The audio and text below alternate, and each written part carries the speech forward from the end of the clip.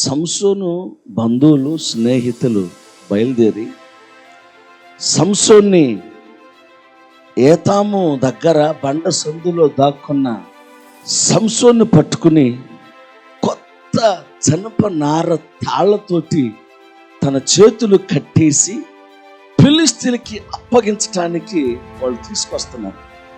సంసోను మదిలో, సంసోను మనసులో ఏం స్టార్ట్ అయిందంటే, నేను ఈరోజు చనిపోబోతున్నాను, నా వాళ్ళే అప్పగించబోతున్నారు, ఎవరి కోసం నేను బ్రతుకుతున్నానో, ఎవరి కోసం నేను పోరాడుతున్నానో, ఎవరి కోసం నేను యుద్ధం చేస్తున్నానో వారే నన్ను ఈరోజు ఏం చేయబోతున్నారు, పట్టించారు, శత్రువులకి అప్పగించబోతున్నారు. ఈ రోజుతోటి నా జీవితం ముగిసింది, చీకట్లోకి వెళ్ళిపోతున్నాను, నిద్రలోకి వెళ్ళిపోతున్నాను, ఒక గుర్తింపు లేని లోకానికి నేను వెళ్ళిపోతున్నాను. ఎవ్వరూ ఊహించలేదు. మెంటల్గా సంసోను మాత్రమే కాదు, అందరూ ఫిలిష్తీయులతో పాటు ఇశ్రాయేలీలు మెంటల్గా సిద్ధపడ్డారు. సంసోను ఈరోజు చనిపోబోతున్నాడు.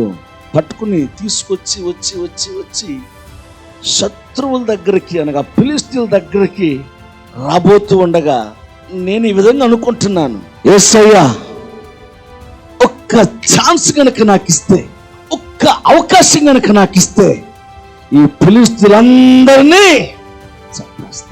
ఆమేన్, ఆమేన్.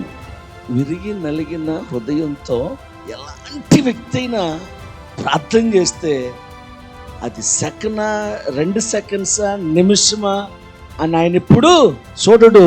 ఆ ప్రార్థనకు సమాధానం ఇచ్చే దేవుడు ఆయన. ఆమేన్. ఎప్పుడైతే సంసోను విధంగా ప్రార్థిస్తూ ఉన్నాడో ఆకాశము తెరవబడింది, ఆకాశము తెరవబడింది. దేవుని సన్నిధి నుండి ఆ మహిమ సన్నిధి సంసోను మీద పడగా, ఆమేన్, కట్టెలు తెగిపోయినాయి. హల్లెలూయా. దేవుని సన్నిధి నీ మీద దిగునుగాక. నీ మీద ఉన్న ప్రతి కట్టు, నీ మీద ఉన్న ప్రతి తెగులు యేసు నామములో తెగిపోవునుగాక, మారిపోవునుగాక, తొలగిపోవునుగాక. బంధకాల నుండి విడుదల పొందుకొందువుగాక.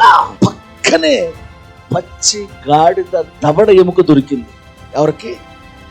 సంసోనుకి. అది తీసుకున్నాడు. కన్ను మూసి కన్ను తెరిచేలోపు 1000 మందిని చంపేశాడు. ఎంత స్పీడు, ఎంత ఆవేశం!